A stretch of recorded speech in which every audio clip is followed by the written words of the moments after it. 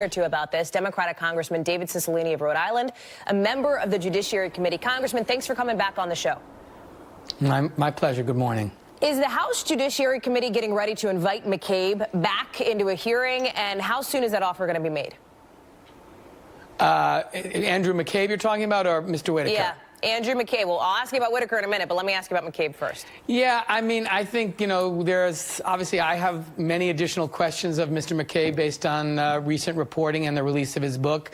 I expect that the Judiciary Committee would invite Mr. McCabe back, but I don't know if the chairman has made that decision yet. So you don't have a clarity on a timeline at this point, right? No. Do you believe Andrew McCabe, given what you've heard over this last week or so, is credible? Do you have concerns about his truthfulness? No, I do believe he's credible. I've had the opportunity to see Mr. McCabe testify. I watched his interview.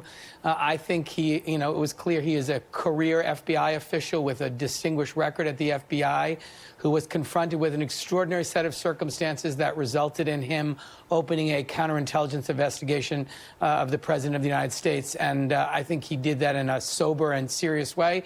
And I think, he shared that with the Gang of Eight. His reporting is that they acknowledged that that was nobody objected to it based on what the FBI had learned. The appropriate action to take. And I think it just underscores the importance of protecting the Mueller investigation and ensuring that that process can be completed and that the American people actually see the report. So let me ask you now about Matt Whitaker. Do you plan to invite him in front of the House Judiciary Committee? Are you going to subpoena if need be? Well, the chairman of the committee has already written to Mr. Whitaker requesting some clarification on some inconsistencies of his testimony. And in that letter, he acknowledged that if he did not provide that, the committee intended to bring him back for a sworn deposition before the committee. I think there's no question that Mr. Whitaker will be expected to answer those questions either in writing or in a deposition and come back before the Judiciary Committee to either clarify or correct the testimony he gave before the committee. Given what you have read, given what you have heard, do you believe, as Andrew McCabe, for example, is out saying he believes it's possible President Trump may have been a Russian asset, which, of course, the White House denies, do you think it's possible there was a crime committed here?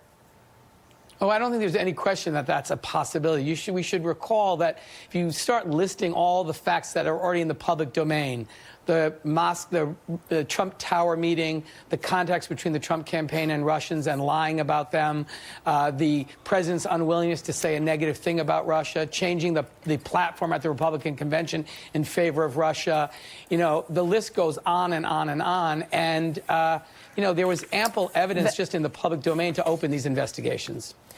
Quickly, before I let you go, Congressman, we learned overnight that the White House has nominated a replacement, of course, for the Deputy Attorney General Rod Rosenstein, a guy named Jeffrey Rosen, who currently is over at the Department of Transportation.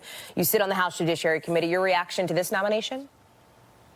Well, I mean, it's a curious one. This is an individual who has never worked at the Department of Justice and now will have the responsibility for the day-to-day supervision of a department that has over 100,000 employees. So I don't know enough about him, but it's curious that you would pick someone to run and manage a department or even work there. But I think we'll learn more about this in the coming days. Congressman David Cicilline, appreciate